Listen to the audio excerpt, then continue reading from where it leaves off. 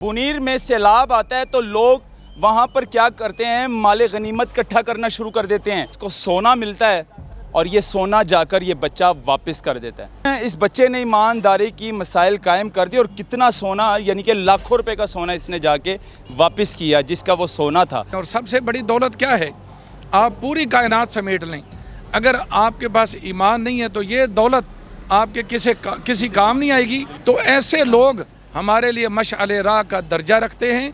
हम अपने हुक्मरानों से भी ये कहेंगे जो एक दूसरे को चोर चोर कहते हैं कि चोरों, खुदा के लिए आप एक गरीब आदमी से ही सबक ले लो कि उसने अपनी गुर्बत के बावजूद इस माल को अपने घर नहीं पहुंचाया बल्कि जिसका हक था उसको वापस कर दिया। इस बच्चे ने ईमानदारी की मसाइल कायम कर दी। बुनीर में सैलाब आता है तो लोग वहाँ पर क्या करते हैं, माल गनीमत इकट्ठा करना शुरू कर देते हैं।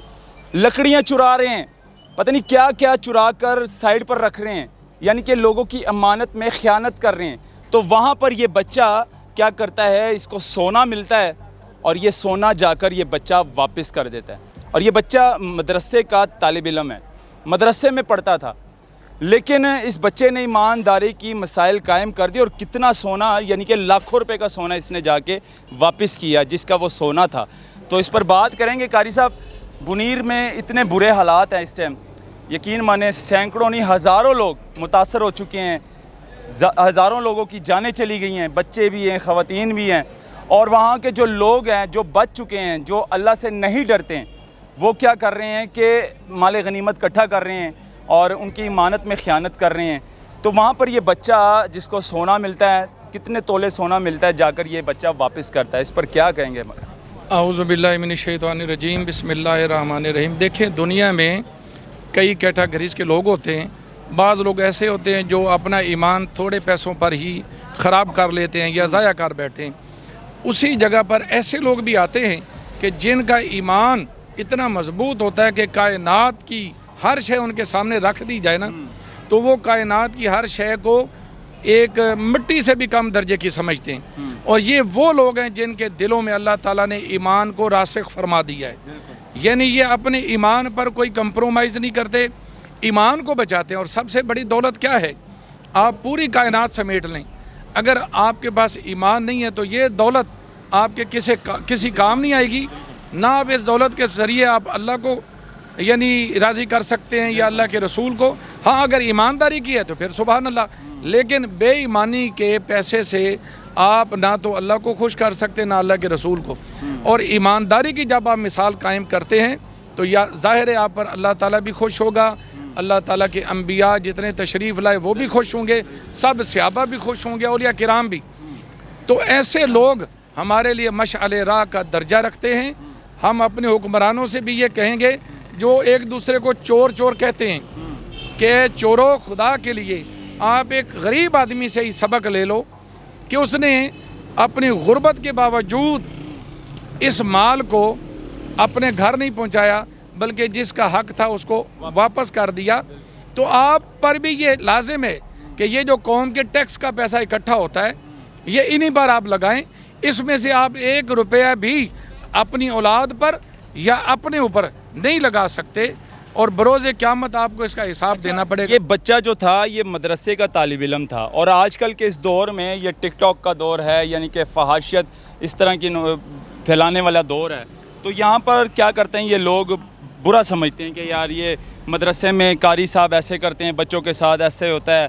तो अब इस बच्चे ने जो है ना, यकीन माने ईमानदारी की मसाइल कायम कर दी और इसने वाकई बताया कि मदरसे में अच्छी तालीम हासिल की जाती है, दीनी तालीम हासिल की जाती है। बाकायदा तौर पर मतलब कुरान में साफ साफ लिखा है कि अमानत में ख़यानत नहीं करना आप लोगों ने। देखें, गुजारिश ये है कि मदरसे से ख्वाजा निज़ामुद्दीन जैसे लोग भी निकले हैं, बिल्कुल। मदरसे से पीर मेर अली शाह साहब जैसे लोग भी निकले हैं, मदरसे से अल्लामा मोहम्मद अशरफ सियालवी रहमतुल्लाह अलैह जैसे वली कामिल भी निकले हैं, मुनाज़िर आज़म भी निकले हैं। मदरसे से ही इमाम अहमद रज़ा ख़ान फ़ाज़िल बरेलवी रहमतुल्लाह अलैह, मदरसे से ही पीर फरीदुद्दीन गंज शकर, मदरसे से ही हजूर दाता गंज बख्श अली हुजवेरी, मदरसे से ही हज़रत ख्वाजा मोइनुद्दीन चिश्ती अजमेरी, اور دیگر اور مدرسے سے حضور غوث پاک نکلے ہیں، کیا بات، تو مدرسے سے یہ سارے لوگ آئے ہیں نا۔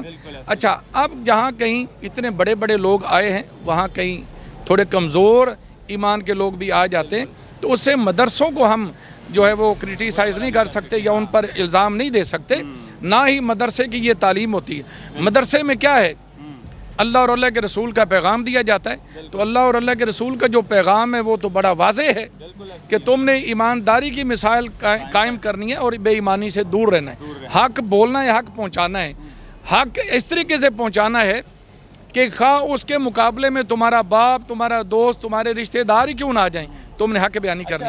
اس بنیر میں یہ جو اللہ کی طرف سے عذاب آیا اور اتنا بڑا سیلاب، اتنی بڑی تباہی پھری، اور جو لوگ بچے ہیں، جن لوگوں نے مال غنیمت اکٹھا کیا، لوگوں کا امانت میں خیانت کی، اور جو لوگوں کا سامان چرایا، بہتا ہوا سامان چرایا، سائیڈ پر لگایا، ان لوگوں کے لیے کیا کہنا ہے؟ دیکھیں، سب سے پہلی بات تو یہ ہے کہ جس علاقے میں یہ لوگ رہتے ہیں، جہاں سے انہوں نے یہ مال اکٹھا کیا ہے، وہیں سیلاب آیا ہے، اور وہ لوگ جن کا سامان ضائع ہوا وہ بھی وہیں رہتے ہیں۔ ہاں، اگر کہیں دور سے آیا یا دوسرے ملک سے آیا ہے پھر تو جو وہ اٹھا لیتا اس کے لیے جائز ہے، کیونکہ دوسرے ملک میں یہ مال پہنچا نہیں سکتا۔ لیکن اگر یہی مال اس کے متعلقہ کسی ساتھ والے پڑوسی کا ہمسائے کا ہے تو اس کے لیے وہ حرام ہے، یہ مال اسے پہنچانا ضروری ہے۔